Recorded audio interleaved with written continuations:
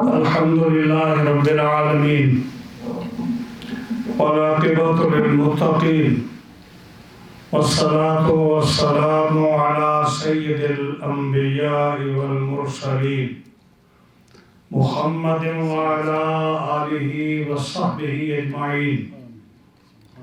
أما بعد فأعوذ بالله من الشيطان الرجيم. بسم الله الرحمن الرحيم.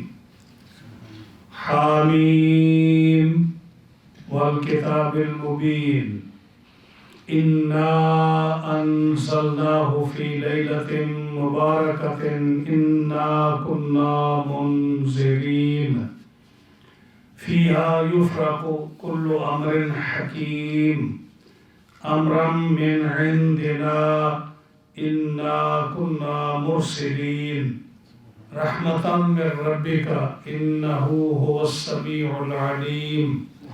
رب السماوات والأرض وما بينهما إن كنتم موقنين لا إله إلا هو يحيي ويميت ربكم ورب آبائكم الأولين بل هم في شك يلعبون فارتقب يوم تأتي السماء بدخان مبين يغشى الناس هذا عذاب أليم.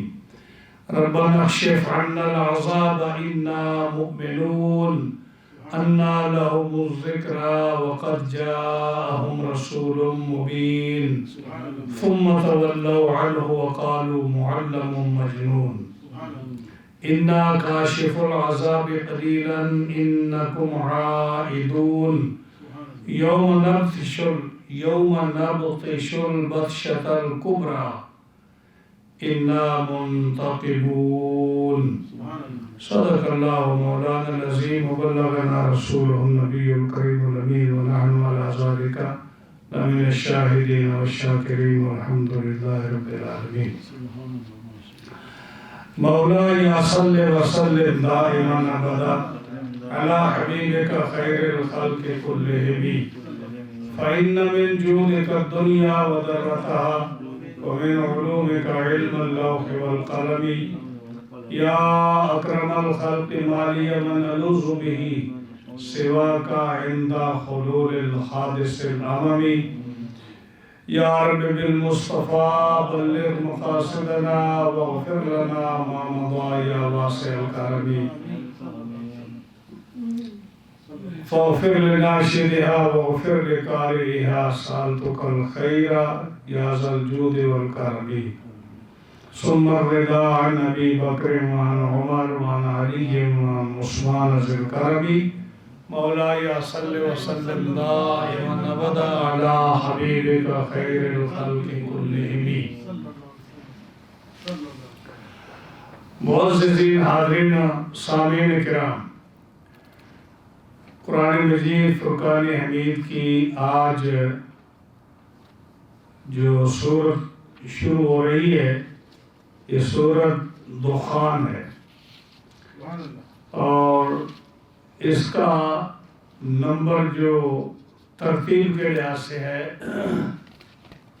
وہ 44 ہے، یعنی 43 صورتیں اس سے پہلے ان کا درس مکمل ہو چکا ہے اور اس کا نمبر کیا ہے 44 اور نزول کے حساب سے اس کا نمبر 64 ہے، یعنی اس سے پہلے 63 صورتیں نازل ہوئی تھی اور یہ 64 نمبر اس کا تھا۔ اس صورت کے 3 رکوع ہیں اور اس کی 59 آیات ہیں اور یہ صورت جو ہے مکی زندگی میں یہ اتری ہے، مکی زندگی میں، اور اس کا جو ہے سورہ زخرف اور ان صورتوں کے بعد اس کا نزول ہوا ہے۔ یہ صورت جو ہے حامیم کی 5ویں صورت ہے، یعنی سلسلہ جو چل رہا ہے درس قرآن کا یہ تلاوت یہ حامیم جو ہے 7 حامیم ہے اور یہ 5ویں حامیم ہے۔ اس کا پہلے میں کئی دفعہ بیان کر چکا ہوں کہ یہ بڑی اہم صورتیں ہیں حامیم والی۔ جہنم کے 7 طبقے ہیں، ہر طبقے کے دروازے پر جو ہے نا یہ ایک ایک حامیم کھڑی ہوگی، اور جو سننے والا ہے، پڑھنے والا ہے، اگر کسی وجہ سے اللہ تعالیٰ کی پکڑ میں وہ شخص آ جائے تو وہ جہنم میں اگر بھیجا جائے گا تو یہ صورتیں اس کو اندر نہیں جائیں گی۔ یا اللہ، یہ ہمیں سنتا تھا، ہمیں پڑھتا تھا، تو ہم تیرے کلام کا حصہ ہیں، ہم اس کو جہنم میں نہیں جائیں۔ تو جو لوگ درس نہیں سنتے یا ان کو شوق نہیں ہے، اگر وہ اسی بات کو ہی پلے باندھ لیں کہ یہ حامیم جو ہے اس کا یہ فائدہ ہے کہ یہ اللہ کا کلام ہے، ہمیں اللہ کے عذاب سے بچائے گا، تو یہ کوئی سودا جو ہے یہ اتنا خراب نہیں ہے، یہ اچھا سودا ہے کہ اگر یہ صورتیں جو ہیں یہ گواہی دے دیں کہ یا اللہ یہ بندہ اپنی مصروفیت کو جو ہے اس کو جو ہے مصروفیت کے باوجود یہ ہمیں سننے کے لیے آتا تھا، ہمارا درس سنتا تھا، تلاوت کرتا تھا، تلاوت سنتا تھا، یا اللہ اس کو معاف فرما دے۔ نبی کریم صلی اللہ علیہ وسلم نے ان کے فضائل بیان فرمائے۔ حضرت ابو ہریرہ رضی اللہ تعالی عنہ فرماتے ہیں کہ نبی کریم صلی اللہ علیہ وسلم نے ارشاد فرمایا، جو آدمی صبح کو اٹھ کر سورت یہ حامیم والدخان جو ہے، حامیم والکتاب المبین انا انزلناہ فی لیلۃ مبارکۃ، جب یہ تلاوت کرے فجر کو یعنی اٹھنے کے بعد، تو اللہ تعالیٰ اس کے لیے 70,000 فرشتہ بھیجتا ہے جو اس کے لیے استغفار کرتا رہتا ہے۔ اب جو ہے اگر آدمی استغفار کرے، یہ استغفار ایسی عبادت ہے کہ آپ کی کوئی مشکل ایسی نہیں جو استغفار سے حل نہ ہوتی ہو۔ حضرت حسن بصری کا واقعہ آتا ہے کہ ان کے پاس ایک آدمی بیٹھا تھا، تو وہ بیان کرتا ہے کہ حسن بصری کے پاس ایک آدمی آیا، اس نے کہا جی مجھے رزق کی مشکل ہے، میرا رزق جو ہے اس میں تنگی ہے، فرمایا استغفار کیا کر۔ پھر وہ آیا، کہتا جی میرے جو ہے نا اولاد نہیں ہے، دعا فرما۔ ایک اور آدمی آیا، دعا فرما میری اولاد نہیں، فرمایا استغفار کیا کر۔ پھر ایک اور آیا، اس نے کہا جی بارش نہیں برستی، بڑی تنگی ہے، یہ ہے وہ ہے، فرمایا استغفار کیا کر۔ چوتھا ایک آیا، اس نے اور سوال کیے، فرمایا استغفار کیا کر۔ اب یہ جو سننے والا تھا یہ کہنے لگا عجیب بات ہے، حسن بصری کو اور بات ہی کوئی نہیں آتی، جو بھی آتا ہے اس کو کہتا ہے جی استغفار پڑھا کر۔ تو نے مجھے حضرت جی یہ جو بھی سوال کرنے کے لیے آتا ہے آپ استغفار کہتے ہیں اور کوئی تو آپ کو یاد نہیں؟ فرمایا تو نے قرآن نہیں پڑھا کہ سورہ نوح میں اللہ تعالیٰ نے یہ جو چیزیں میں نے بیان کی ہیں نا، اللہ تعالیٰ نے یہ ساری سورہ نور میں بیان کی ہے کہ اگر کسی کو اولاد نہ ملتی ہو، کسی کو رزق کی تنگی ہو، کسی کو بارش کی تنگی ہو، کسی کو اور پرابلم ہو، وہ استغفار پڑھے تو سارے مسئلے استغفار سے آ جائے۔ تو اب جو ہے ایک ہے میں اور آپ استغفار کریں اس گنہگار زبان کے ساتھ، ایک ہے کہ اللہ کے مقدس فرشتے جو ہیں 70,000 فرشتہ آپ کے لیے دعا کریں، جو آج آپ نے سورہ دخان پڑھی ہے، پھر آپ کل پڑھیں تو کل پھر اور 70,000 فرشتہ ہو جائے، پھر آپ پرسوں سورہ دخان پڑھیں، پھر 70,000 فرشتہ اور آپ کے لیے مقرر ہو جائے، پھر آپ اگلے دن سورہ دخان پڑھیں، پھر 70,000 اور فرشتہ، تو کتنی فوج آپ کے لیے استغفار کرنے والی ہو جائے گی اگر ڈیلی آپ سورہ دخان پڑھیں۔ تو پھر جو ہے آپ کو کوئی رزق کی کمی، کوئی اولاد کی کمی، کوئی دشمنوں کی مصیبت یا کوئی اور کوئی مسئلہ آپ کا ہے جو حل نہ ہوتا ہو، کہ 70,000 فرشتہ آپ کے لیے دعا کرے جو اللہ کا مقبول فرشتہ ہے. ہاں جی. اور یہ حدیث پاک کے ترمذی شریف کی ہے جو نبی کریم صلی اللہ علیہ وسلم نے ارشاد فرمایا, اور آپ کا فرمان تو کتنا سچا ہوتا ہے. تو یہ جو ہے نا سورہ دخان یہ 3 رکوع ہیں, صرف 3 رکوع, کتنی بڑی صورت نہیں ہے. 3 رکوع جو ہے اگر آپ روزانہ پڑھیں اور آپ کی زبان پر چڑھ جائے تو کتنے دیر لگتی ہے اس کے کام پڑھنے میں؟ میرا خیال ہے کہ میکسیمم 5 منٹ لگیں گے اگر آپ اس کو پڑھیں گے. اسی طرح حضرت ابو ہریرہ رضی اللہ تعالیٰ سے ایک اور حدیث مروی ہے.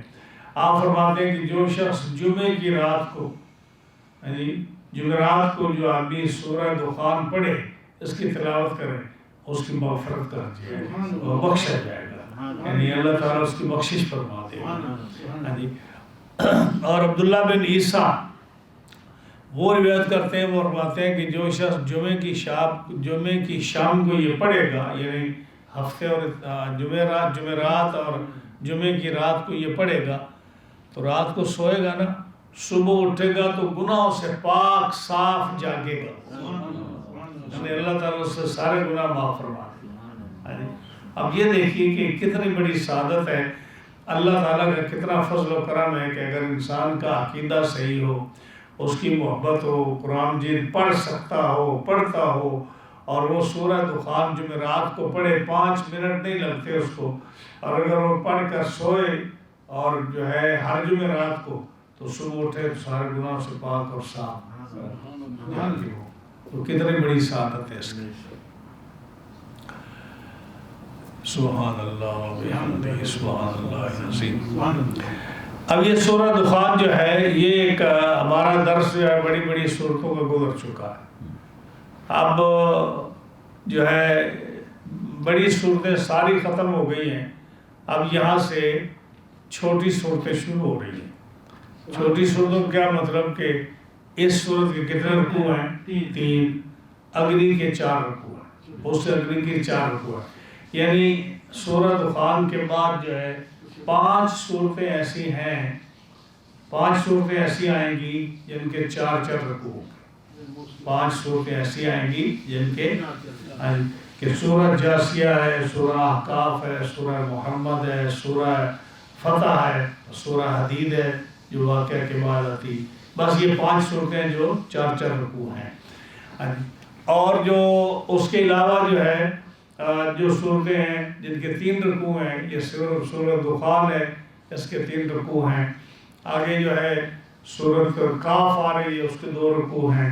کاف کے بعد جو ہے سورۃ زاریات ہے, اس کے 3 رکوع ہیں.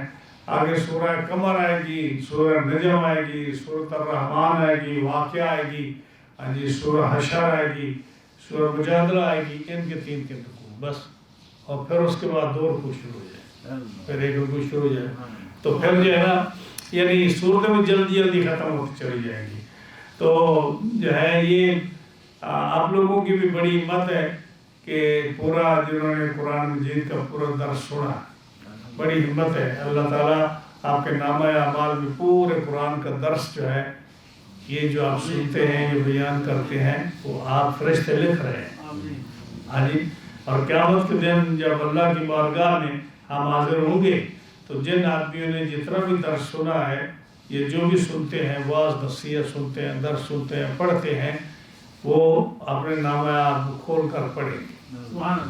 جب یہ ساری صورتیں, سارا درس جب بارگاہ رب العزت میں یہ پڑھا جائے گا تو لازمی جو ہے مجھے اللہ کی رحمت سے بڑی امید ہے.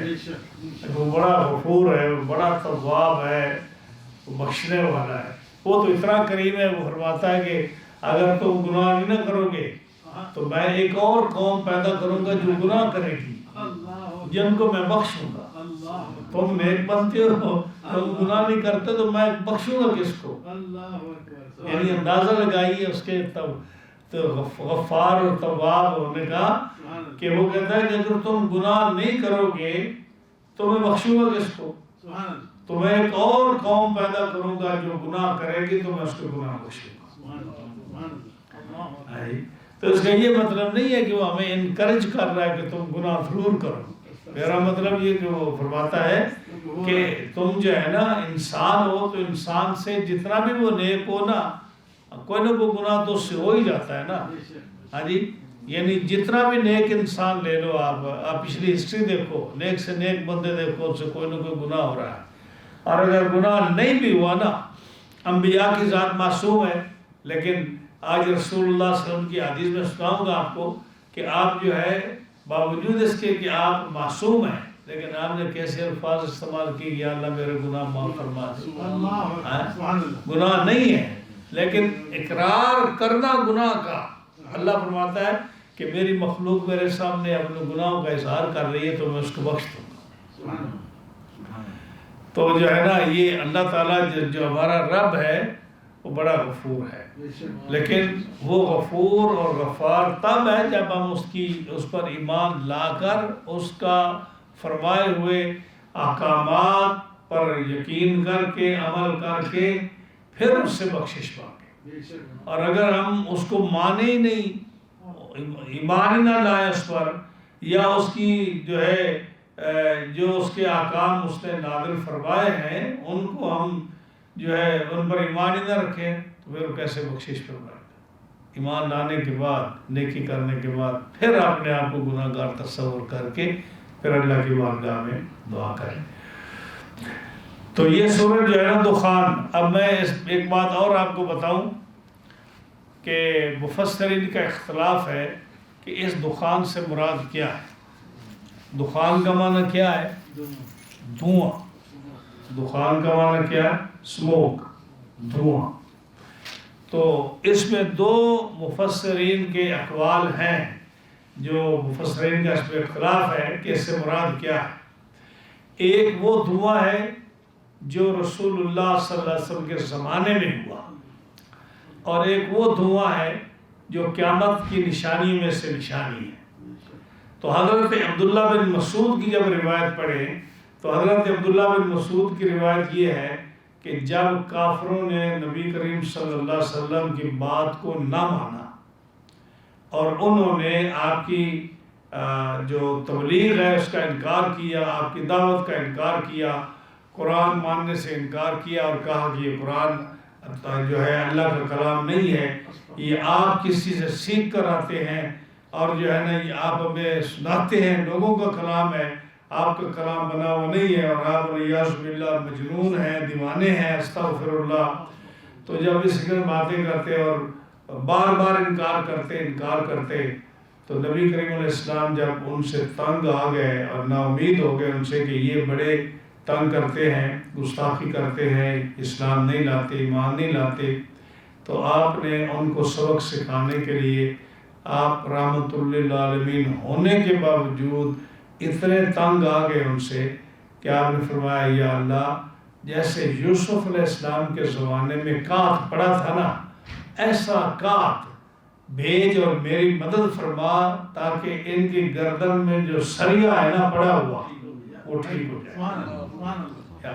دیکھو نبی کریم صلی اللہ علیہ وسلم کتنا رحیم رحمت للعالمین ہے لیکن کتنا کفار نے آپ کو تنگ کیا ہوگا کہ آپ نے ان کے لیے بد دعا فرما دی اور بد دعا بھی ایسی کہ اللہ جیسے یوسف علیہ السلام برکات آیا تھا ان کے زمانے میں ہاں جی آپ کا پتہ سورہ یوسف میں آتا ہے کہ 7 سال کات پڑا تھا ڈراؤٹ اور 7 سال میں جو تھا وہ انہوں نے غلہ اکٹھا کیا تو 7 سال میں ختم ہو گیا.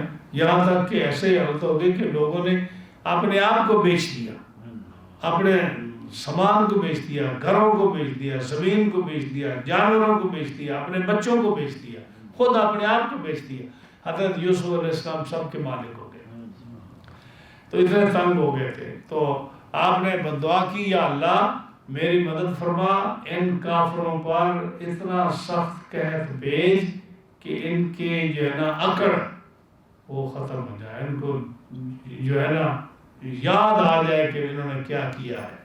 تو کات شروع ہو گیا اور اتنا کات پڑا کہ لوگ جو ہے نا کتے مرے ہوئے انہوں نے وہ کھائے آدمی مرے ہوئے ان کو کھایا ہڈیاں کھائیں، چمڑے کھائے، اور جو ہے نا ان کو نہیں پتا کہ ہم کیا کھا رہے ہیں۔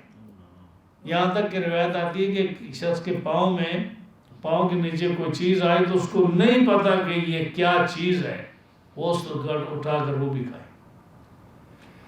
ہاں جی، تو اب جو نبی کریم علیہ السلام کے زمانے میں وہ وقت جو آیا تو اس کو سموک اور دخان کیوں کہا گیا کہ جب انسان کو بھوک لگی ہو نا تو نظر کمزور ہو جاتی ہے۔ جب انسان کو بھوک لگی ہو اور اتنی بھوک ہو کہ اس کی نظر کمزور ہو جائے تو جب وہ اوپر دیکھتے تو ان کو آسمان نظر نہیں آتا تھا، یہ آسمان دھواں لگتا تھا۔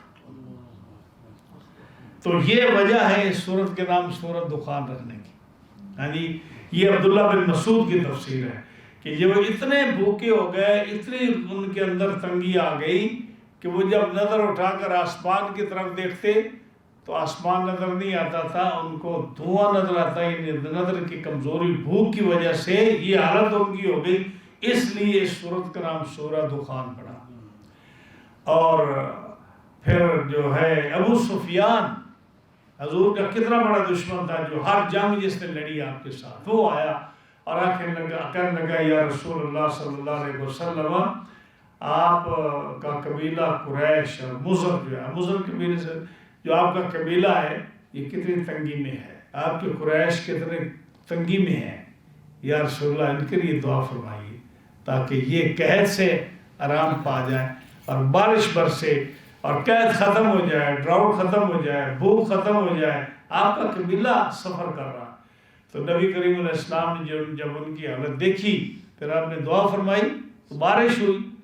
اب جب بارش ہوئی تو وہ آئے تو اس لیے تھے، وہ ابو سفیان نے یہ کہا تھا کہ آپ ایسا کریں، دعا فرمائیں کہ یہ ہمارا قحط سالی دور ہو جائے، بارش برسے، ہماری زمینوں میں جو ہے سبزی اور گھاس وغیرہ پیدا ہو، جانوروں کے لیے چارہ ہو جائے، ہمارے کھانے پینے کا انتظام ہو جائے، ہم ایمان لائیں گے، کہنا کہ ہم ایمان لائیں گے۔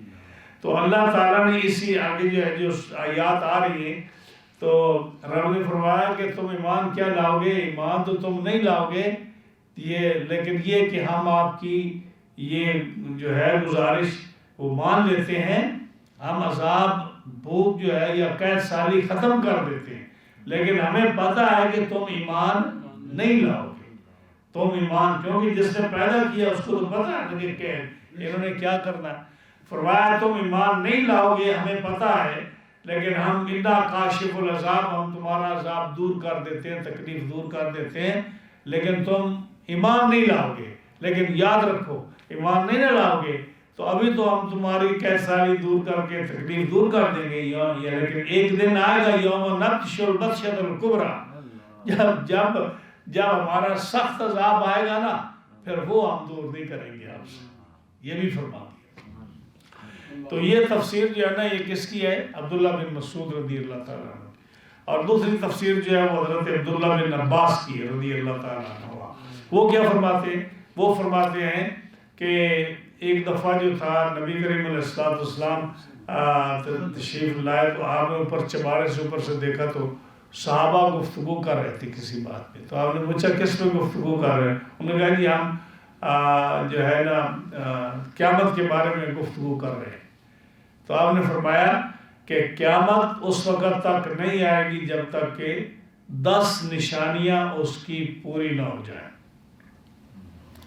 اور اس میں آپ نے پھر فرمایا کہ ایک دھواں ہے، یعنی یہ دخان ہے نا سموک، یہ نبی کریم علیہ السلام نے قیامت کی نشانیوں میں ایک نشانی بتائی کہ دھواں آئے گا، یعنی وہ 10 نشانیاں جو ہے نا وہ آپ نے پڑھی ہوگی، سنی ہوگی، حضرت عیسیٰ علیہ السلام کا آسمانوں سے اترنا، دجال کا آنا، یاجوج ماجوج کا آنا، زمین سے دابت الارض کا نکلنا، اور 3 دفعہ 3 جگہوں پر زمین کا دنس جانا، اور یمن سے آگ کا نکلنا، اور یہ دھواں جو ہے یہ بھی قیامت کی نشانی میں سے آپ نے نشانی فرمائی، اور مغرب کی طرف سے سورج کا طلوع ہونا، 10 نشانی آپ نے فرمائی۔ تو یہ دھواں کب آئے گا؟ عیسیٰ علیہ السلام جب 40 سال آپ دنیا میں رہ کر آپ کا وصال ہوگا، تو 40 سال کے بعد جو ہے یہ جو ہے نا 40 سال کے بعد عیسیٰ علیہ السلام کے فوت ہونے کے بعد 40 دن تک یہ دھواں رہے گا، 40 دن تک دھواں رہے گا، اور اتنا دھواں ہوگا کہ جس سے لوگ بے ہوش ہو جائیں گے۔ مومن کے لیے یہ ایسے ہوگا کہ جیسے کسی کو زکام لگتا ہے، ہاں جی زکام لگتا ہے نا تو اس کو ٹھنڈ لگتی ہے، اس کا ناک چلتا ہے، چھوٹی بہت تکلیف ہوتی ہے۔ زکام کا آپ کو پتہ ہے، جیسے حدیث پاک میں ہے کہ مومن کو وہ قیامت کے دن جو دھواں آئے گا اس سموم کی تکلیف مومن کے لیے اتنی ہوگی کہ اس کو زکام لگے گا، لیکن کافر جو ہے اس کے اندر یہ دھواں چلا جائے گا۔ جب کافر کے اندر جائے گا تو کافر کے جسم میں جہاں جہاں بھی سوراخ ہے وہاں سے دھواں نکلے گا۔ کافر کے باڈی میں جہاں جہاں بھی سوراخ ہے، یعنی کانوں سے، آنکھوں سے، ناک سے، منہ سے، جہاں بھی سوراخ ہے کافر کا وہاں سے دھواں نکلے گا۔ تو یہ قیامت کی نشانی میں سے ایک نشانی ہے دھواں کی، اور 40 دن یہ رہے گا، اور اس میں جو ہے نا لوگ بے ہوش ہو جائیں گے۔ کافر جو ہے نا، مومن کو تو زکام رہے گا، کافر بے ہوش ہو جائیں گے۔ کوئی 2 دن کے بعد ہوش میں آئے گا، کوئی 3 دن کے بعد ہوش میں آئے گا، کوئی 4 دن کے بعد ہوش میں آئے گا۔ ان کے لیے یہ عذاب سے کم نہیں ہوگا۔ تو یہ تھا سورۃ دخان کی وجہ تسمیہ، اس کا نام کہ جس کی وجہ سے اس کو سورۃ دخان کہتے ہیں۔ اب جو ہے اس کی آگے تفسیر جو ہے اس میں آگے پھر دو باتیں جو ذکر کی جا رہی ہیں۔ بعض علماء نے کہا کہ حامیم جو ہے، حامیم تو یہ اللہ کا نام ہے یا جو ہے حروف مقطعات ہے، اور اس کی تعبیریں بھی کی ہیں انہوں نے۔ حامیم والکتاب المبین، قسم ہے روشن کتاب کی۔ پچھلی سورت جو تھی نا زخرف، اس میں بھی یہی آیا تھا حامیم والکتاب المبین، وہاں بھی ان کے اس روشن کتاب کی قسم ہے۔ اور اللہ تعالیٰ نے اس قرآن مجید کی اور باقی جو ہے رب تعالیٰ کی کلام کی قسمیات فرمائی تھی اور قرآن کا ذکر کیا تھا، یہاں بھی اسی کا ذکر ہے۔ قسم روشن کتاب کی، انا انزلناہ فی لیلۃ مبارکۃ انا کنا منذرین، کہ بے شک ہم نے اس قرآن مجید کو برکت والی رات میں اتارا، اور بے شک ہم ڈر سنانے والے ہیں۔ فیہا یفرق کل امر حکیم، اس رات میں بانٹ دیا جاتا ہے ہر حکمت والا کام۔ امرا من عندنا، یہ حکم ہماری طرف سے ہے، ہمارے پاس سے ہے یہ حکم۔ انا کنا مرسلین، بے شک ہم بھیجنے والے ہیں رسولوں کے۔ رحمتا من ربک، وہ رسول جو تمہارے رب کی طرف سے رحمت ہے۔ انہ هو السمیع العلیم، بے شک اللہ تعالیٰ سننے والا، سنتا ہے اور جانتا ہے۔ رب السماوات والارض، جو رب ہے آسمانوں کا اور زمینوں کا، وما بینہما، جو کچھ آسمانوں اور زمینوں کے درمیان ہے، ان کنتم موقنین، اگر تم اس بات پر یقین رکھتے ہو، اگر تم اس بات پر یقین رکھتے ہو تو پھر سن لو، لا الہ الا ہو، اس کے علاوہ کوئی کسی کی بندگی نہیں۔ یحیی و یمیت، وہی زندہ کرتا ہے اور وہی موت دیتا ہے۔ ربکم رب آبائکم الاولین، وہ تمہارا رب ہے اور تمہارے جو پہلے باپ دادا پردادا گزرے ہیں ان کا بھی وہی رب ہے۔ لیکن اس کے باوجود بل ہم فی شک یلعبون، وہ شک میں کھیل رہے ہیں، یعنی رب میں بھی ان کو شک ہے، رسول میں بھی شک ہے۔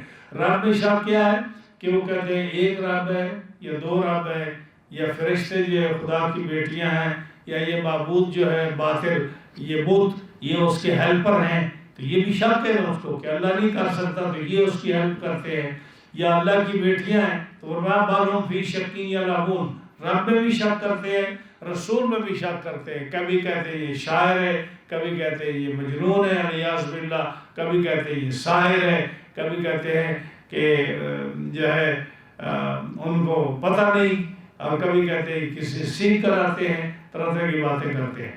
بہرحال اس جو ہے صورت میں جو میں ذکر کر رہا تھا کہ اللہ فرماتا ہے کہ ہم نے قرآن مجید نازل فرمایا لیلہ مبارکہ میں، مبارک رات میں، تو یہاں اس سے 2 مطلب مراد ہیں۔ ایک مراد یہ ہے کہ ہم نے قرآن نازل فرمایا لیلہ مبارکہ میں، برکت والی رات میں. یہ برکت والی رات سے کون سی رات مراد ہے؟ ہاں جی، دو طرح کے مفسرین ہیں. میں تفصیل سے عرض کروں کیونکہ یہ بہت لوگوں کو اس میں نا وہ باتیں کرتے ہیں، جی یہ شب برات کیوں مناتے ہو؟ تو شب برات کی مخالفت کی وجہ سے. تو یہ جو ہے نا کوئی بھی تفسیر آپ اٹھا لیں، چاہے اس نے شب برات کا انکار کیا ہے یا اس نے شب برات کا اقرار کیا ہے. جس نے انکار کیا ہے اس نے بھی وہ حدیثیں اور وہ آیتیں لکھی ہیں جو کہ شب قدر شب برات کے حق میں، اور جس نے اقرار کیا اس نے بھی لکھا ہے. تو یہاں جو ہے ہم پہلے گفتگو کرتے ہیں کہ کن کن مفسرین نے اس سے مراد انا انزلناہ فی لیلۃ مبارکۃ سے مراد شب قدر لی ہے. اب مفسرین میں علامہ ابن جریر طبری نے، ابن ابی حاتم نے، در منصور نے وغیرہ وغیرہ بہت سارے مفسرین نے، بے شمار مفسرین نے، انہوں نے ہر ایک نے انہوں نے کہا کہ اس سے مراد لیلہ مبارکہ سے مراد کیا ہے؟ لیلۃ القدر، کہ قرآن مجید نازل ہوا لیلۃ القدر میں. انہوں نے دلائل کیا دیے؟ ایک دلیل یہ دی کہ رب فرماتا انا انزلناہ فی لیلۃ القدر، قرآن مجید نازل ہوا لیلۃ القدر میں.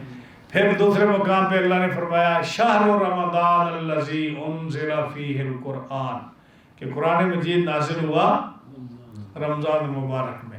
ہاں جی، پھر یہاں فرمایا انا انزلناہ فی لیلۃ مبارکۃ، جیسے امام رازی نے بھی کہا. انہوں نے کہا کہ یہ نہیں ہو سکتا کہ یہاں اس سے مراد شب برات ہو اور سورہ قدر سے مراد 27ویں کی رات ہو.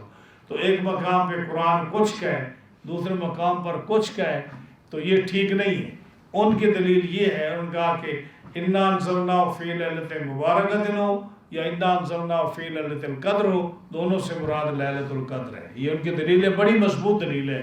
اور امام طبری نے، انہوں نے ابن جریر جو سب سے بڑی تفسیر ہے، انہوں نے اور سب سے پہلی تفسیر ہے، انہوں نے یہ کہا کہ دیکھو جو ابراہیم علیہ السلام پر صحیفے نازل ہوئے وہ پہلی رمضان کو نازل ہوئے. حضرت ابراہیم علیہ السلام پر جو صحیفے، سکرپچر، جو سمال بکس تھی، وہ جو نازل ہوئی کب نازل ہوئی؟ پہلی رمضان کو. اور جو حضرت موسیٰ علیہ السلام پر تورات نازل ہوئی وہ 6 رمضان کو نازل ہوئی. اور جو حضرت داؤد علیہ السلام پر زبور نازل ہوئی، انہوں نے فرمایا کہ وہ نازل ہوئی 16 رمضان کو. اور حضرت عیسیٰ علیہ السلام پر جو انجیل نازل ہوئی وہ نازل ہوئی 18 رمضان کو. اور جو رسول اللہ صلی اللہ علیہ وسلم پر قرآن نازل ہوا یہ نازل ہوا 24 رمضان کو، 24 رمضان کو. یہ قول کس کا؟ ابن جریر طبری کا. یعنی پہلی رمضان کو حضرت ابراہیم علیہ السلام پر صحیفے نازل ہوئے، موسیٰ علیہ السلام پر تورات 6 رمضان کو، حضرت داؤد علیہ السلام پر زبور جو ہے وہ 16 رمضان کو، اور عیسیٰ علیہ السلام پر انجیل 18 رمضان کو، اور قرآن مجید 24 رمضان کو نازل ہوا. تو ان کا یہ جامع البیان میں یعنی ابن جریر طبری نے انہوں نے یہ اپنی تفسیر میں ذکر کیا. حضرت قتادہ کا قول ہے کہ یہاں سے مراد انا انزلناہ فی لیلۃ مبارکۃ سے مراد بھی لیلۃ القدر ہے.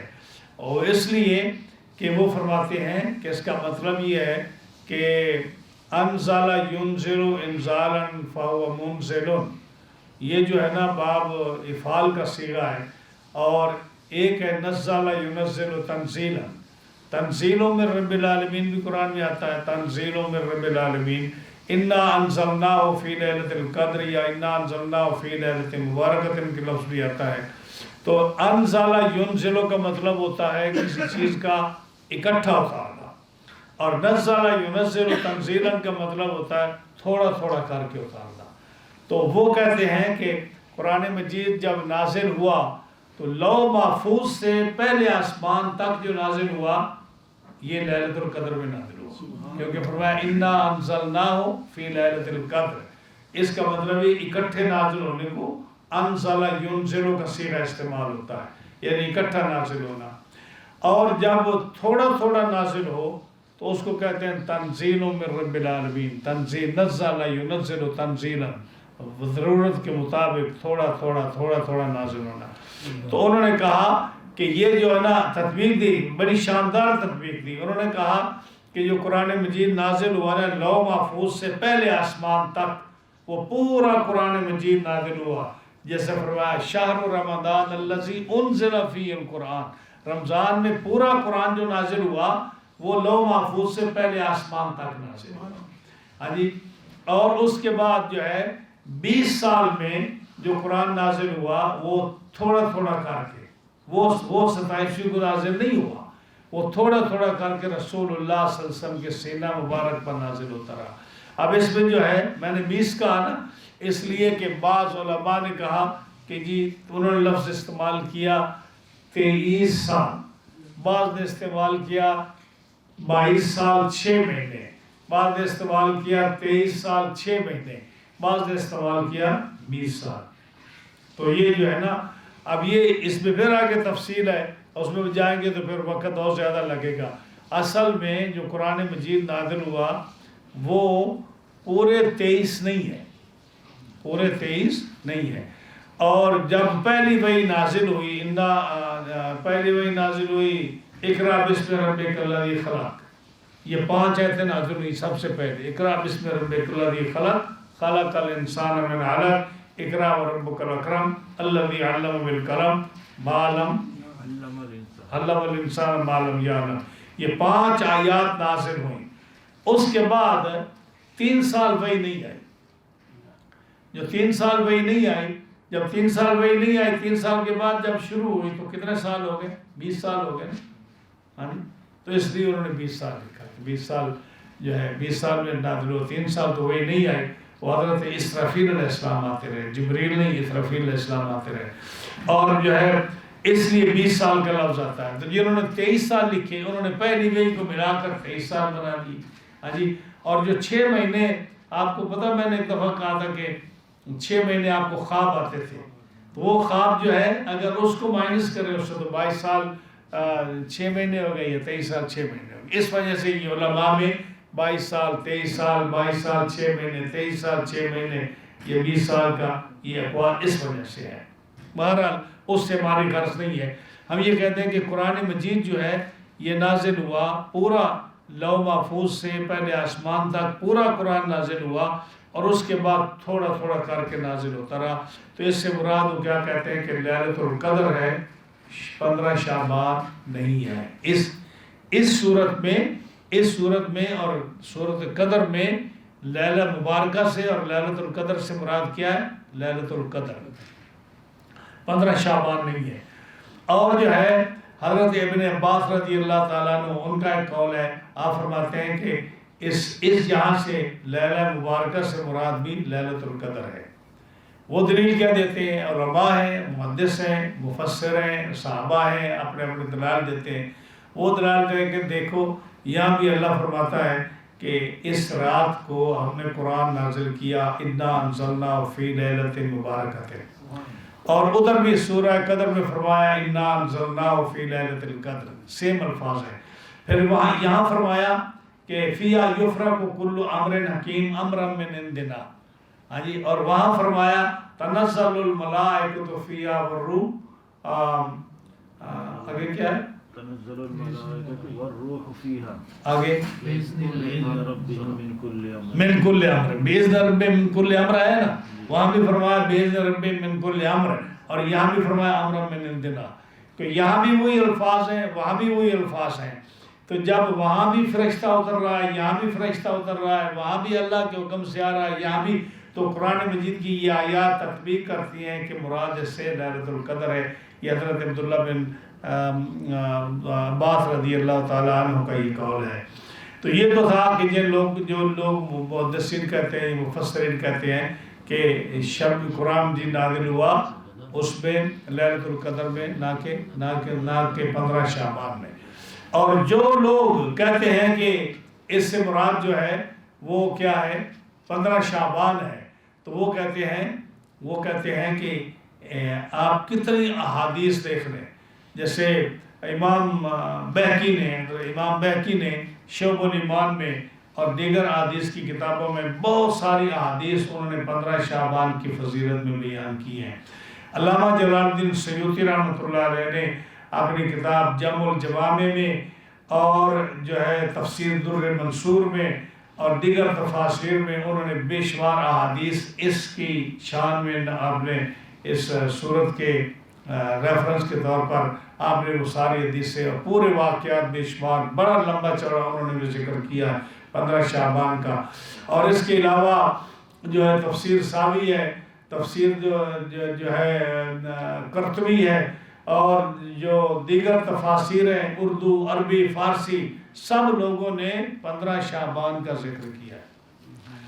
اور اس میں جو 15 شعبان کی اہمیت ہے اس کو صاحب ابن ماجہ، اب 6 حدیث کی جو کتابیں ہیں جس کو سیاہ ستہ بولتے ہیں، ان 6 حدیث کی کتابوں میں ترمذی شریف اس میں اور جو ہے ابن ماجہ اس میں تفصیل کے ساتھ وہ حدیث ہے جس میں حضرت عائشہ صدیقہ رضی اللہ تعالیٰ عنہ کا واقعہ ہے، اور وہ حدیثیں جو ہیں جس کو امام بہقی نے اور صاحب جمع الجوامع نے اور جو ہے کنز الاموال نے، یہ ساری حدیث کی بڑی بڑی کتابیں ہیں، تفسیر ابن ابی حاتم نے اور دیگر مفسرین نے اس حدیث کو نقل کیا ہے کہ اس رات کو جو لوگ انکار کرتے ہیں کہ اس رات کی کوئی فضیلت نہیں ہے، انہوں نے کہا کہ کیوں نہیں فضیلت؟ حضرت عائشہ صدیقہ سے بڑی معتبر حدیثیں جو ہے مروی ہیں۔ مثال کے طور پر میں جو ہے وہ حدیثیں ملتی جلتی ہیں تو میں ایک بیان کرتا ہوں۔ مائی صاحبہ رضی اللہ تعالیٰ عنہ فرماتی ہیں حضرت عائشہ صدیقہ رضی اللہ عنہ کہ ایک رسول اللہ صلی اللہ علیہ وسلم میرے گھر میں موجود تھے، یعنی آپ کی باری تھی کہ میری باری تھی کہ آپ میرے پاس تشریف رکھیں۔ رات کا ایک وقت آیا تو میں نے دیکھا کہ نبی کریم علیہ السلام بستر پر موجود نہیں، تو ہمارے ہاں اس وقت نہ ریشم کی چادر تھی جو بیڈ شیٹ ہوتی ہے، وہ ریشم کی بھی نہیں تھی اور سوتی بھی نہیں تھی۔ آپ فرماتی وہ کیسی تھی؟ وہ اونٹ کے بالوں سے بنی ہوئی تھی، یعنی جو اونٹ کی ہوتی ہے نا، وہ کیا بولتے ہیں اس کو، جو اون ہوتی ہے اونٹ کی، اس سے یعنی کھردری تھی۔ ریشمی تو ہوتی ہے نا جو بڑی ملائم اور نرم ہو۔ آپ فرماتی ہیں کہ نہ ریشم کی تھی نہ سوتی تھی، بلکہ وہ اونٹ کے اون سے بنی ہوئی چادر تھی جو ہم استعمال کرتے تھے۔ تو رات کا ایک وقت آیا، میں نے دیکھا کہ نبی کریم علیہ السلام بستر پر نہیں ہے، تو میں اٹھی، تو میں بڑی غصے میں اٹھی کیونکہ مجھے یہ ہو رہا کہ آپ کسی اور بیوی کے ہاں تشریف لے گئے ہیں، یا جو ہے ان کو زیادہ جو تھا حضرت ماریہ قبطیہ کے ساتھ، کہ ماریہ قبطیہ کے پاس آپ گئے ہوں گے، تو ان سے بہت، چونکہ وہ جو تھی وہ آزاد عورت نہیں تھی، وہ لونڈی تھی، حضرت ماریہ قبطیہ جو مصر سے آئی تھی، تو جو تھا ان پر غصہ بھی زیادہ آتا تھا کہ ظاہر ہے کہ تھوڑا کمزور آدمی ہو چودھری صاحب تو اس پر غصہ چڑھتا ہے نا آدمی کو، ہاں جی۔ تو حضرت ماریہ قبطیہ سے بہت زیادہ ان کی جو تھی نا حضرت حفصہ کی، حضرت عائشہ صدیقہ ام المومنین کی رضی اللہ تعالیٰ عنہما، ان سے ناراضگی، کیونکہ آپ زیادہ ان کے ہاں ٹھہرا کرتے تھے اور آپ کے صاحبزادہ بھی حضرت ابراہیم بھی انہی کے بطن سے تھا۔ تو آپ فرماتی ہیں کہ مجھے خیال کہ آپ وہاں نہ گئے ہو، تو میں جو ہے نا چونکہ قریب 2 حجرے تھے نا، میں سب پہ چکر لگا لیا، مجھے آپ کہیں نظر نہیں ہے۔ تو ظاہر ہے کہ جب ناراضگی میں گئی ہوگی نا، تو ایک واقعہ تو یہ بیان کرتی ہیں کہ وہ نظر نہیں آیا، تو میں نے جب دیکھا تلاش شروع کی تو آپ جنت البقیع کے قبرستان میں آپ وہاں عبادت فرما رہے تھے، یعنی عبادت کیا، استغفار اور دعا مانگ رہے تھے۔ ان کے قبرستان میں عبادت تو نہیں ہوتی نا، لیکن مراد یہ کہ آپ وہاں استغفار اور دعا مانگ رہے تھے۔ تو جب میں وہاں پہنچی تو آپ آئے اور آپ نے کہا عائشہ کیا تو سمجھتی ہے کہ اللہ اور اس کا رسول تیرے پر ظلم کرے گا؟ یعنی مقصد کیا تھا کہ تیرے ذہن میں جو یہ بات آئی ہے کہ رسول اللہ صلی اللہ علیہ وسلم تیری باری جو ہے یہ کسی اور کے ہاں آپ چلے جائیں گے تو یہ تیرے اوپر ظلم ہوگا نا، تو کیا اللہ اور رسول تیرے اوپر ظلم کرے گا تو یہ سمجھتی ہے؟ تو میں نے کہا جی میں نے کیا سوچا جب میں نے دیکھا کہ نبی کریم علیہ السلام تو اس رات میں توبہ اور استغفار کر رہے ہیں اور دعا مانگ رہے ہیں، اور میں کیا سوچ رہی ہوں، تو آپ کہتی ہیں کہ یا رسول اللہ صلی اللہ علیہ وسلم میری سوچ میں اور آپ کی سوچ میں بڑا فرق ہے، یعنی میں کچھ اور سوچ رہی ہوں، آپ کچھ اور سوچ رہے ہیں۔ تو پھر آپ نے فرمایا کہ عائشہ تمہیں کیا پتا کہ آج کی رات کون سی ہے؟ آج کی رات وہ ہے کہ رب تعالیٰ بنی کلب کی بکریوں کے بالوں سے زیادہ اللہ تعالیٰ گناہ گاروں کی بخشش فرماتا ہے آج کی رات۔ تو میں نے عرض کیا حضور بنی کلب کی بکریوں کا کیا مطلب ہوا؟ فرمایا کہ جتنی بھی لوگوں کے پاس قبیلوں کے ساتھ بکریاں ہیں نا، بنی کلب کی بکریوں کے بال ساری بکریوں سے زیادہ ہیں۔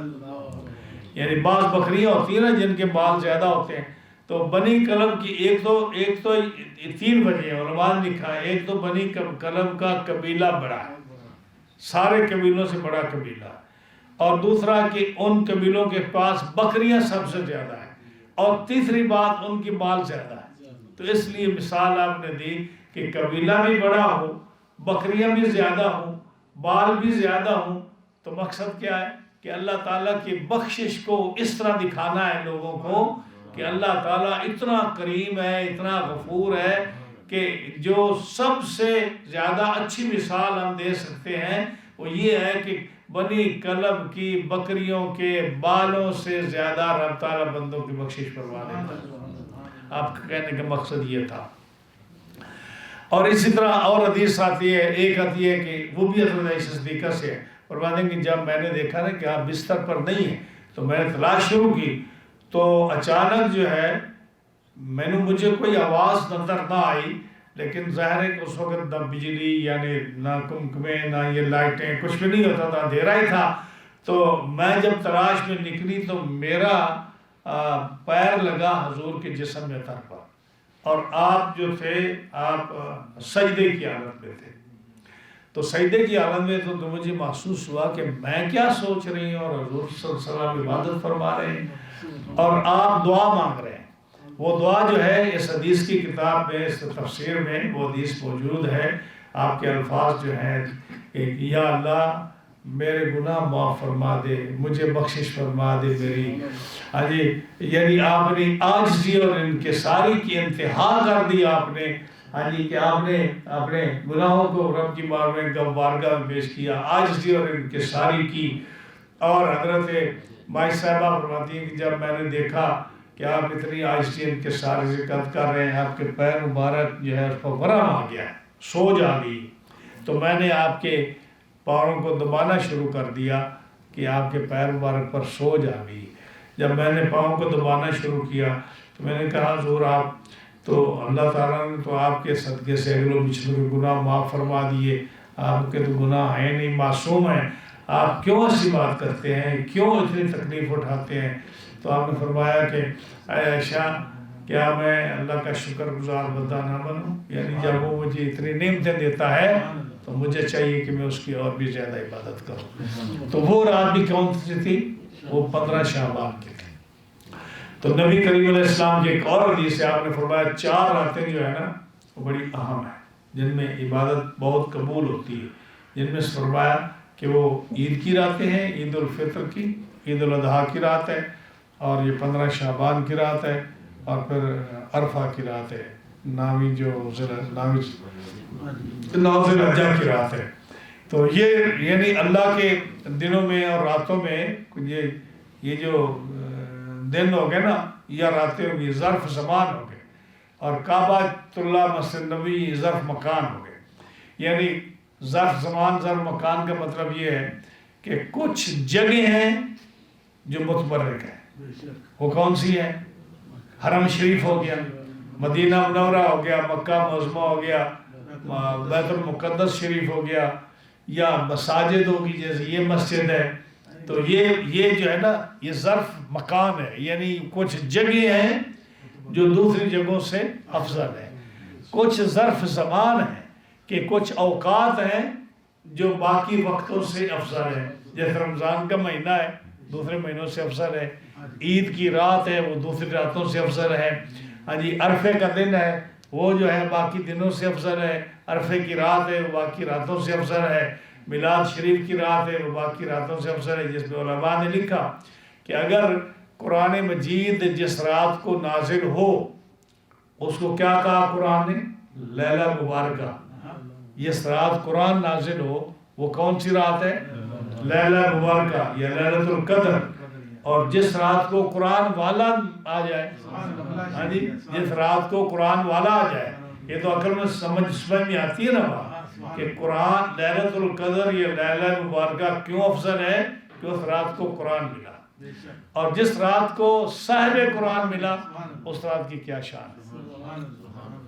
ہاں جی، تو جو ہے نا یہ رات جو ہے فرمایا کہ جو لیلۃ القدر کی رات جو لیلۃ القدر کی رات ہے وہ بھی بڑی افضل ہے، اور جو 15 شعبان کی رات ہے وہ بھی بہت افضل ہے۔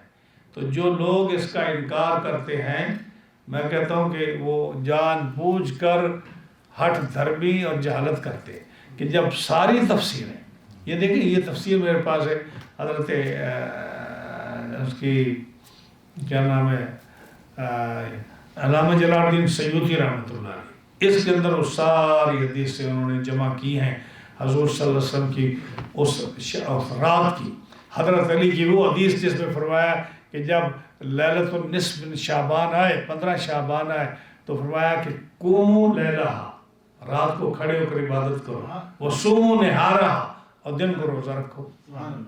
وہ حدیث نے فرمائی کہ جس میں فرمایا کہ اس دن رب کی رحمت آسمان دنیا سے رب کا تعالیٰ نزول فرماتا ہے، یعنی رب تعالیٰ نیچے آ جاتا ہے۔ تو نیچے آنے کا کیا مطلب ہے؟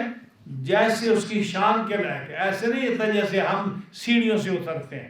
مفسرین نے لکھا، محدثین نے لکھا کہ ایسے نہ سمجھو کہ جیسے انسان اترتا ہے ایسے رب اترتا ہے، بلکہ جہاں بھی اس طرح کے الفاظ آتے ہیں نا کہ رب نزول فرماتا ہے یا اس کی رحمت کا نزول، اس کا مطلب یہ ہوتا ہے کہ اس کی شان کے مطابق جیسے بھی وہ نزول فرمائے، وہ آ کر اعلان ہوتا ہے حل میں مسترزقن فارزوں کو، ہے کوئی رزق مانگنے والا میں اس کو رزق دوں، حل میں مستغفر فاغفر لہ، ہے کوئی گناہوں کی توبہ کرنے والا میں اس کی گناہ معاف کروں، حل میں مبتلا فاعافی ہے کہ مصیبت زدہ کوئی تکلیف میں مبتلا میں اس کی پریشانی دور کروں۔ ہاں جی، اللہ قضا اللہ قضا اللہ قضا، یہی آواز ساری رات آتی رہتی حتیٰ یطلع الفجر، حتیٰ کہ فجر طلوع ہو جاتی۔ اب یہ جو ہے یہ بھی اسی رات یعنی 15 شعبان کا ذکر ہے جو فرمایا۔ ہاں جی، تو 15 شعبان کے اور فرمایا کہ 6 آدمی ہیں جن کی بخشش ایسی رات میں بھی نہیں ہوتی، چاہے وہ لیلۃ القدر ہو یا لیلۃ البرات ہو، 6 آدمی وہ ہیں جن کی بخشش نہیں ہوتی۔ حالانکہ رب اتنا غفار ہے کہ وہ کہتا ہے کہ اگر تم گناہ نہیں کرو گے نا تو میں ایسی قوم لاؤں گا جو گناہ کرے گی تاکہ میں اس کی گناہ بخشوں۔ ہاں جی، اتنا کریم ہے، یعنی اس کو پرواہ نہیں ہے گناہ کی، وہ فرماتا ہے کہ لوگ میرے سامنے عاجزی انکساری کریں۔ ہاں جی، یعنی اگر کوئی آدمی دن میں 70 مرتبہ گناہ کرے اور 70 مرتبہ توبہ توڑے، پھر توبہ کرے، پھر توڑے، پھر توبہ، پھر گناہ کرے، پھر توبہ کرے، پھر توبہ توڑے، 70 مرتبہ دن میں توبہ توڑے اور گناہ کرے، لیکن اس کو ریپیٹ گناہ کرے، یعنی ایک توبہ میں 2 دفعہ گناہ نہ کرے، ہر دفعہ گناہ کر کے توبہ کرے سچی، لیکن پھر شیطان کے ورگلانے سے گناہ کر بیٹھے، پھر توبہ کرے ڈر کر، یعنی رب کے ساتھ مذاق نہ کرے، توبہ بھی سچی کرے، گناہ بھی اس سے سرزد ہو جائے، لیکن ڈبل گناہ نہ کرے۔ رب تعالیٰ فرماتا ہے کہ ہم اس کو 70 بار بھی توبہ کرے، توبہ توڑے، ہم اس کے گناہ معاف فرما دیں۔ وہ اتنا کریم ہے۔ ہاں جی، اور جب وہ اتنا کریم ہے تو ایسی رات کو وہ 6 آدمی کی توبہ قبول نہیں فرماتا، 6 آدمی کی توبہ قبول نہیں فرماتا۔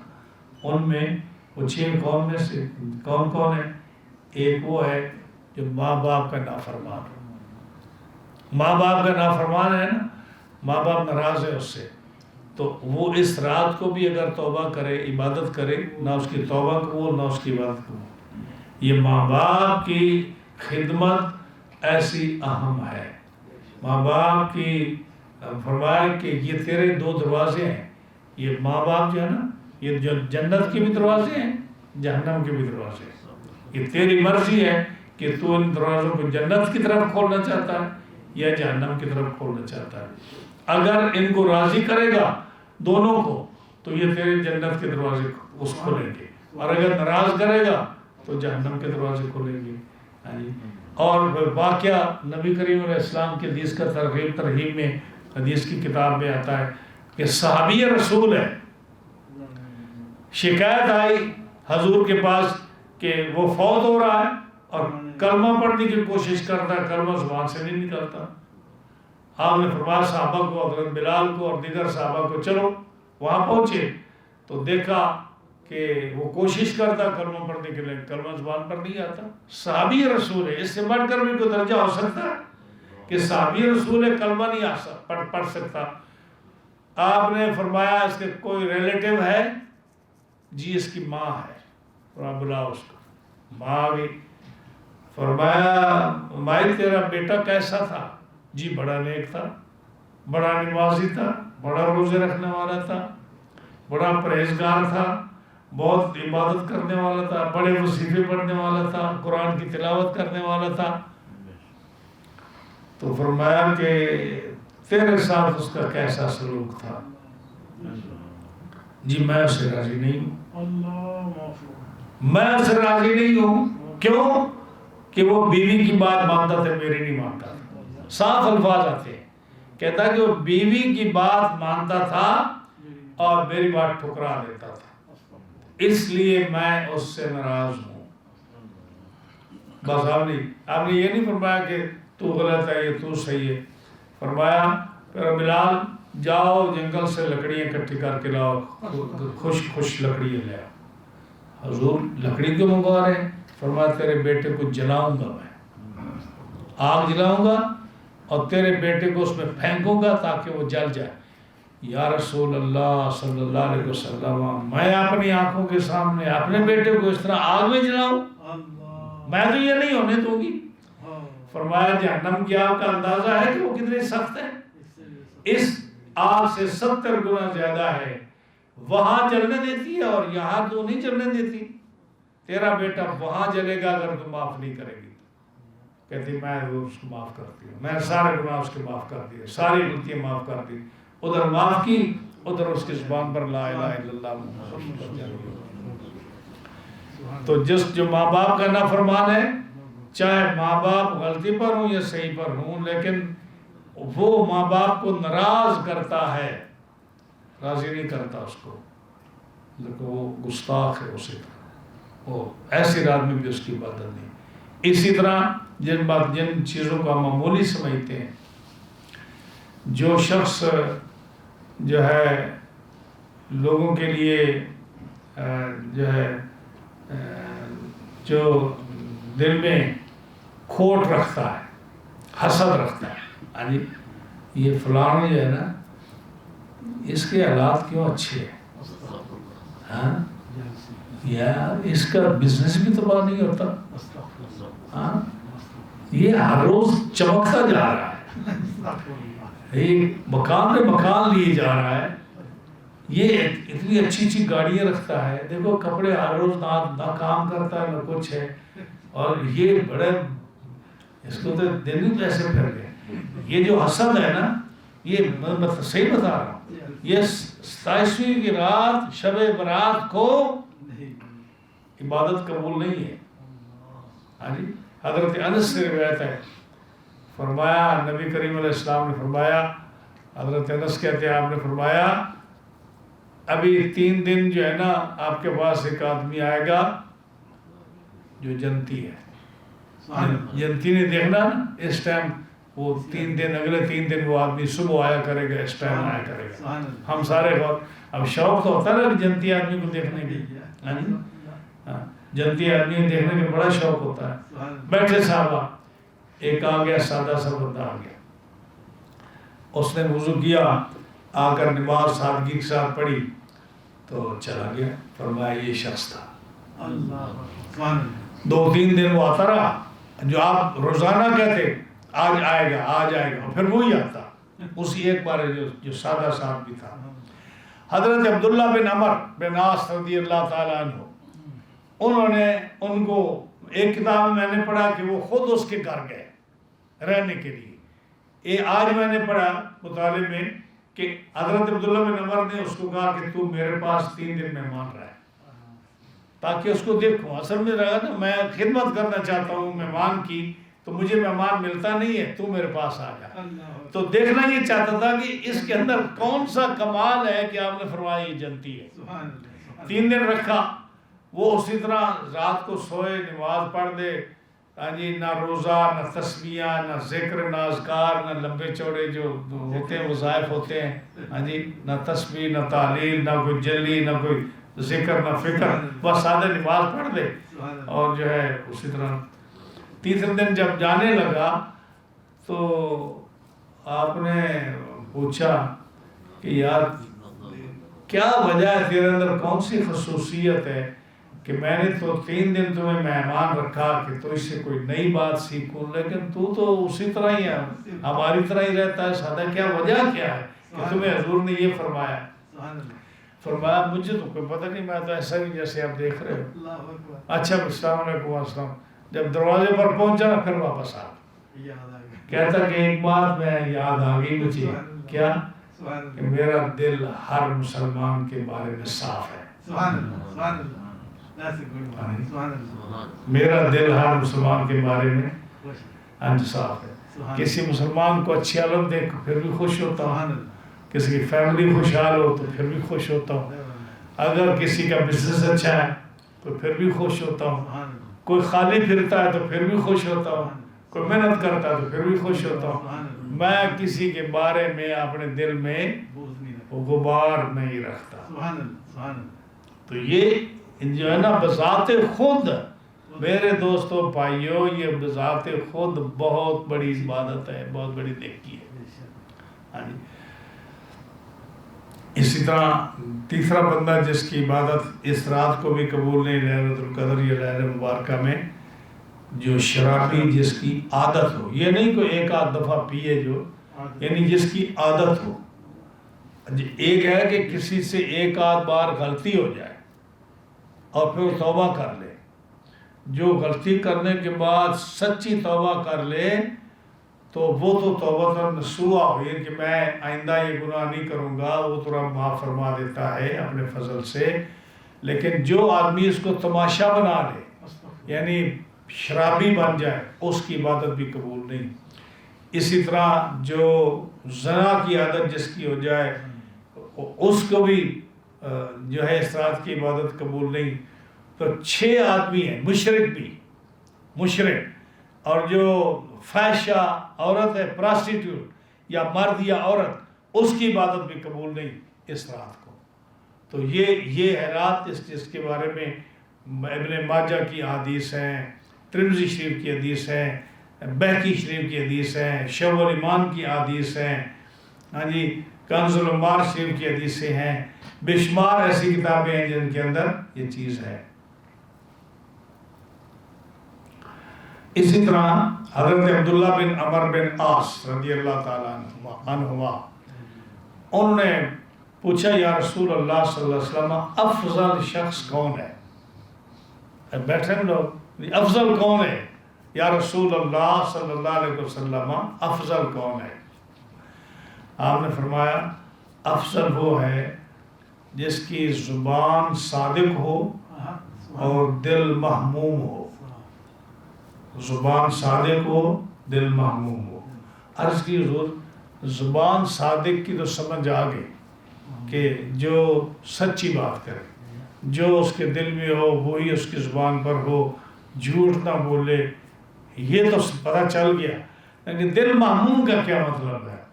فرمایا دل محموم کا مطلب یہ ہے جس کا دل بالکل صاف اور سفید کپڑے کی طرح اجلا ہو، جس کے اندر کسی قسم کا دھبا نہ لگا، کہ گلے ملے ہاتھ چومے، ہاں جی ویلکم کرے، اور جو ہی وہ پشت پھیر کر جائے تو پیچھے سے 10 باتیں سنا دے، دیکھا ہی جا رہا ہے، ہاں جی دیکھا ہی وہ تو یہ جا رہا ہے، وہ دیکھو یہ ایسا ہے ویسا ہے۔ یعنی یہ وہ چیزیں ہیں جو انتہائی اہم ہیں مسلمان کے لیے، جو مسلمان قومیت کو نقصان دیتی ہیں، مسلمان اتحاد کو نقصان دیتی ہیں، کمیونٹی کو نقصان دیتی ہیں۔ تو ان چیزوں کا انسان مسلمان کے جسم سے دور کرنا انتہائی ضروری ہوتا ہے۔ بہرحال تو یہ آیت کریمہ، بات بڑی لمبی ہو جائے گی، یہ وہ آیت کریمہ ہے جس سے پتہ چلتا ہے کہ لیلۃ القدر کی رات بھی اور لیلۃ المبارکہ دونوں راتیں، شب برات کی بھی بڑی اہمیت ہے اور اس کی بھی بڑی اہمیت ہے۔ اب ایک مسئلہ اور ہے، بعض علماء سے بھی ہم نے بات کی، کئی دفعہ وہ کہتے ہیں کہ جی نفلی یہ جو صلاۃ و تسبیح تم پڑھتے ہو نا، یہ نفلوں کی جماعت یہ جائز نہیں، نفلوں کی جماعت، یہ صلاۃ و تسبیح جو ہمارے یہاں عادت ہے تو کہتے ہیں کہ یہ جائز نہیں ہے نفلوں کی، باقی تو ٹھیک ہے، نفلوں کی جماعت جائز نہیں۔ سبحان اللہ، حالانکہ علماء نے سارا کچھ لکھا ہے، اعلیٰ حضرت عظیم البرکت نے فتاوی رضویہ شریف میں اس کو نقل کیا، اور انہوں نے لکھا کہ اگر آپ روزانہ نفلوں کی جماعت کرائیں، روزانہ نفلوں کی جماعت کرائیں تو اس میں قرات ہے، اور اگر کبھی کبھی ہو تو ہم کب کرتے ہیں؟ کبھی کرتے ہیں نا، کبھی کبھی بھی نہیں کرتے، ہم سال میں ایک دفعہ کرتے ہیں، تو سال میں ایک دفعہ کرنے سے وہ مکروہ نہیں ہے، اور اگر مکروہ ہو بھی تو مکروہ تحریمی نہیں ہے، مکروہ تنزیہ ہے، جس کا ہلکا سا گناہ ہوتا ہے، اور وہ بھی کب ہوتا ہے کہ جب تم زیادہ آدمی اکٹھے کر لو، زیادہ آدمی اکٹھے کر لو جیسے ہم کرتے ہیں، تھوڑے اگر 3-4 آدمی جماعت کرا لے تو وہ مکروہ بھی نہیں ہے، اور اگر زیادہ آدمی کر لو تو وہ مکروہ تحریمی نہیں ہے، مکروہ تنزیہ ہے۔ یہ فتاوی رضویہ شریف اور دیگر جو کتابیں ہیں لیکن در مختار، رد المختار وغیرہ، فتاوی شامی وغیرہ، ان میں یہ بات واضح ہے۔ اور جو ہے ایک بات اور دیکھیں، جو شامی نے کیا لکھا ہے کہ یہ جو وطر کی جماعت ہوتی ہے رمضان میں، وطر کی جماعت ہوتی ہے نا، تو وطر کو مثال دی، جب انہوں نے علامہ شامی نے لکھا کہ دیکھو وطر کی جماعت ہے، یہ نفلی نماز ہے، اور اس کی جماعت حضرت فاروق اعظم نے کی، جب وہ آئے تو انہوں نے جماعت کرائی، اس کی دلیل دی انہوں نے۔ تو جو ہے فرضوں کے علاوہ جتنی نمازیں ہیں وہ نفلی ہوتی ہیں، تقریباً نفلوں کے حکم میں آتی ہیں، تو یہ بھی کوئی ایسی بات نہیں ہے کہ ایسی چھوٹی چھوٹی باتیں لے کر لوگوں کو عبادت سے روکنا۔ اگر آدمی جماعت کی وجہ سے اکٹھے ہو سکتے ہیں ایک جگہ پہ، اور اگر آپ کہیں جی جماعت یہاں نہیں ہوگی تو کوئی بھی نہیں آئے گا، لوگ تو آتے ہیں کہ اکٹھے نماز پڑھ دیں گے، ہمیں نماز پڑھنے کا پتہ نہیں ہے، امام پڑھائے گا ہم پیچھے پڑھیں گے، اس بہانے سے واعظ نصیحت ہو جائے گا، ذکر اذکار ہو جائے گا، ہم نماز بھی اکٹھی پڑھ دیں تو اس کا کوئی حرج نہیں ہے۔ تو اس لیے میں یہ ذکر کر رہا تھا، یہ ساری باتیں جو ہیں یہ قرآن و حدیث کی روشنی میں، فقہ کی روشنی میں یہ سب کچھ ہے۔ تو کیا فرمایا؟ حامیم والکتاب المبین، قسم ہے روشن کتاب کی، ہاں جی، بے شک انا انزلناہ فی لیلۃ مبارکۃ انا کنا منذرین، بے شک ہم نے نازل کیا اس قرآن مجید کو لیلہ مبارکہ میں، لوح محفوظ سے پہلے آسمان تک، انا کنا منذرین، بے شک ہم ڈر سنانے والے ہیں، فیہا یفرق کل امر حکیم، اس رات میں تقسیم کر دیا جاتا ہے ہر حکمت والا کام، امر من عندنا، ہمارے حکم سے، ہمارے حکم سے۔ یعنی یہ پھر اور اس میں اس کی وضاحت میں آیا کہ شب برات وہ رات ہے جس میں پورے سال کا بجٹ تیار ہو جاتا ہے، لکھ دیا جاتا ہے کون مرے گا آنے والے سال میں، کون پیدا ہوگا، حج کون کرے گا، رزق کتنا اس کو دیا جائے گا، ہاں جی، یہ ساری باتیں جو ہے نا یہ پہلے لکھ کر اس ڈپارٹمنٹ کے حوالے کر دی جاتی ہیں، جیسے ایک شیڈول بن گیا نا، اور پھر کہا کہ جو اس ڈپارٹمنٹ کے ذمہ دار شخص ہیں اس کے حوالے کر دیں. مثال کے طور پر اللہ تعالیٰ اسرائیل علیہ السلام کو پورے سال کا شیڈول دے کر کہتا ہے کہ اس سال کے اندر یہ لوگ جو ہوں گے فوت ہوں گے، ان کی روح تو انہیں نکالنی ہے. وہ اسرائیل کے حوالے سال پہلے ہو جاتا ہے. سبحان اللہ. تو اب جب اسرائیل کے سامنے ایک سال کی پوری پہلے خبر آ جائے تو اس کو کل کا علم آ گیا کہ نہیں آ گیا؟ ہاں جی. تو یہ بات تو نہ رہی نا کہ جی کل کا علم کسی کے پاس نہیں. جب رب نے دے دیا کہ یہ اس کی تفصیل ہے، ان آدمیوں کو اتنا رزق دینا ہے، ان آدمیوں کی جان نکالنی ہے، ان آدمیوں کو حج کرنے دینا ہے، یہ بچے پیدا ہوں گے. بلکہ آپ نے فرمایا کہ لوگ جو ہے نکاح کرتے ہیں، شادی کرتے ہیں، اور جو ہے حالانکہ ان کا نام اردو میں لکھا ہوتا ہے کہ یہ مر جائیں گے. تو یہ ہے جو پورا بجٹ اور سب کو تقسیم ہو جاتا ہے، پہلے فیصلہ ہو جاتا ہے. ہاں جی. اور یہ بات تو سمجھنی آسان ہے، جیسے حکومتیں کرتی ہیں. ہاں جی. کہ فلاں ضلع کا فلاں علاقے کے بندوں کو یا اس علاقے کے لوگوں کو یہ چیزیں تم دے دو، اور پہلے وہ حکم احکام جاری ہو جاتے ہیں اور اس کے بعد وہ پورا سال اس کے اندر وہ ڈسٹریبیوٹ ہوتے رہتے ہیں. یہی اسی طرح اللہ کا نظام بھی ہے جس میں فرمایا انا کنا مرسلین، بے شک ہم رسولوں کو بھیجنے والے ہیں، رحمت من ربک، جو رسول رحمت ہے تیرے رب کی طرف سے. کیا مطلب کہ رسول اللہ صلی اللہ علیہ وسلم کو کس نے بھیجا؟ اللہ نے بھیجا. ان کو رحمت للعالمین بنا کر بھیجا. سارے رسولوں کو بھیجا رب نے، ان کو رحمت دے کر بھیجا. انہ هو السمیع العلیم، بے شک رب سنتا ہے اور جانتا ہے. جو رب ہے آسمانوں کا اور زمینوں کا، وما بینہما، جو کچھ آسمان اور زمینوں کے درمیان ہے، رب اس کا ہے. ان کنتم موقنین، یہ تب ہے اگر تم یقین رکھتے ہو. رب کفار کو فرماتا ہے کہ اگر تم یقین رکھتے ہو تو کیا ہے کہ رب یہ جو ہے نا تمہارے بت، یہ رب نہیں ہے، بلکہ رب جو ہے میں ہوں، میں آسمانوں اور زمینوں کا مالک ہوں. اگر تم یقین رکھتے ہو، اور اگر تم یقین رکھتے ہو لا الہ الا ہو، عبادت صرف اسی کی ہے. اگر تم یقین رکھتے ہو یحیی و یمیت، وہی زندہ کرتا ہے، وہی مارتا ہے. اور اگر تم یقین رکھتے ہو ربکم رب آبائکم الاولین، وہ تمہارا رب ہے، تمہارے باپ دادے پردادے سب کا رب وہی ہے. بات تو یہ ہے اگر تم یقین رکھتے ہو. لیکن بل ہم فی شک یلعبون، بلکہ وہ تمہارے باپ دادا اور تم رب کے بارے میں بھی شک کرتے ہو کہ رب ایک ہے یا رب دو ہے، یا رب ہے بھی یا نہیں ہے، یا رب کے اندر کتنی طاقت ہے کتنی نہیں ہے، تم شک کرتے ہو. اسی طرح جو ہے تم رسول کے بارے میں بھی شک کرتے ہو. تمہارے باپ دادا بھی شک کرتے تھے کہ رسول جو ہے قرآن اس کا اپنا بنایا ہوا ہے یا رب کی طرف سے آیا ہے، جو اللہ کا نبی ہے یا اس نے ویسے اپنے طور پر اعلان کر دیا. بل ہم فی شک یلعبون، تم شک کرنے والے ہو. فارتقب یوم تأتی السماء بدخان مبین یغشی الناس ھذا عذاب علیم. اب فرمایا کہ تم اس دن کے منتظر رہو. جو دخان ہے دھوئیں کا میں نے ذکر کیا تھا، دو روایت میں ذکر. عبداللہ بن مسعود کی روایت تو کیا تھی کہ یہ دھواں جو ہے یہ وہ حضور کے زمانے میں گزر چکا. بھوک کی وجہ سے ان کو آسمان نظر نہیں آتا تھا، دھواں نظر آتا تھا. لیکن یہاں سے مراد کیا ہے؟ قیامت کا دھواں، کہ جب قیامت آئے گی تو دھواں جو ہے ایسا دھواں ہوگا کہ یغشی الناس، سارے لوگوں کو ڈھانپ لے گا. مومن کو زکام کی طرح لگے گا اور کافر کے ہر سوراخ سے دھواں نکلے گا. یہاں سے بھی دھواں نکل رہا ہے، کان سے بھی دھواں نکل رہا ہے، ناک سے بھی دھواں نکل رہا ہے، منہ سے بھی دھواں نکل رہا ہے. اور وہ اتنا دھواں ہے، ایسا نہیں کہ جیسے سگریٹ کا نکلتا ہے، ایسا ہے جیسے پٹھا چلا ہوا ہے. ہاں جی. اور بے ہوش ہو جائیں گے وہ لوگ. یہ فرمایا فارتقب، انتظار کرو تم.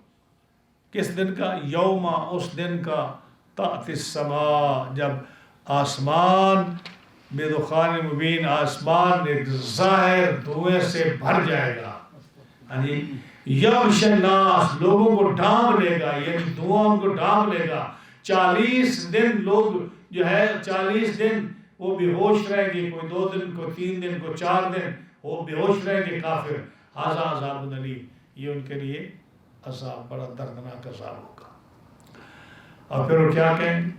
ربنا اکشف عنا العذاب انا مومنون، اے رب ہمارے ہم سے اس عذاب کو دور کر دے، دور کر دے.